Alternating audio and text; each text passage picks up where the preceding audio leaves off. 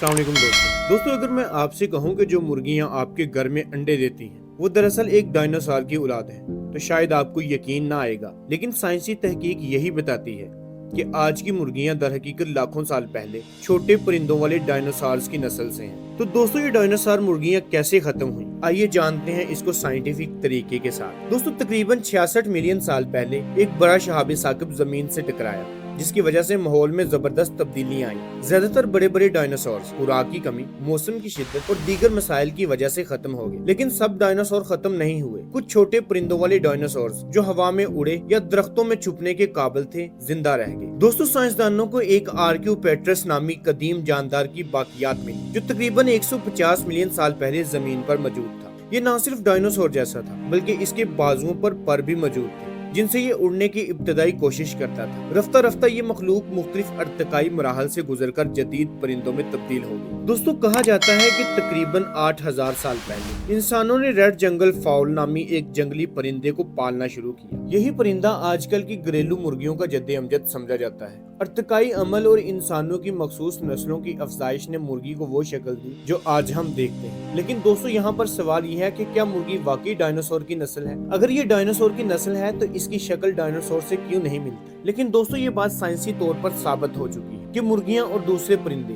खास तौर पर शिकारी परिंदे, इनके ही छोटे डायनासोर्स की नस्ल से हैं जो शहाब साकिब के बाद भी जिंदा बच गए थे। दोस्तों यहाँ तक कि अगर मुर्गी के जीनियती कोड में तब्दीली की जाए तो वो कुछ डायनासोर जैसी खसूसियात भी जाहिर कर सकती है, जैसे दांतों की नशोनुमा या लंबी दुम।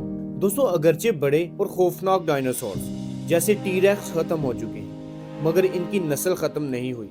आज की मुर्गियां उन्हीं की इब्तदाई शक्ल है और इस बात का सबूत है कि जिंदगी हमेशा किसी न किसी शक्ल में अपना रास्ता निकाल ही लेती है। तो जब भी आप मुर्गी देखें याद रखें कि ये दरहकीकत एक छोटा बेजर डायनासोर है जो आपके सहन में घूम रहा है। दोस्तों उम्मीद करता हूँ आपको मेरी ये आज की साइंटिफिक और इंफॉर्मेटिव वीडियो पसंद आई होगी। वीडियो पसंद आने की सूरत में मेरे चैनल को सब्सक्राइब करें, मेरी वीडियो को लाइक करें और मेरी वीडियो को शेयर करें ताकि इस तरह की इंफॉर्मेटिव और साइंटिफिक वीडियोस आप तक पहुंचती रहें।